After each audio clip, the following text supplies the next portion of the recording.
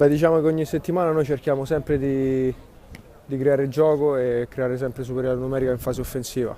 Purtroppo oggi anche in fase offensiva sono mancati pochi tiri in porta. Abbiamo difeso bene, poi ci dice anche un po' male che noi proviamo a fare gol e la fortuna non è dalla nostra parte e ogni tiro che prendiamo purtroppo un po' di sfortuna e la palla entra. No, diciamo che in fase difensiva, ma io credo che già tutta la squadra sia molto compatta, tra tutti i portieri che abbiamo ci danno molta sicurezza, Stefano in particolare che comunque ci dirige da dietro sia con le marcature sia per scalare. Le assenze di Cossu Colini naturalmente sono importanti, ma cerchiamo sempre io, Paoli e tutti gli altri insomma, di dare il contributo necessario per far bene. Purtroppo la sconfitta di oggi ci lascia l'amaro in bocca, ma continueremo magari con l'anno nuovo a vincere.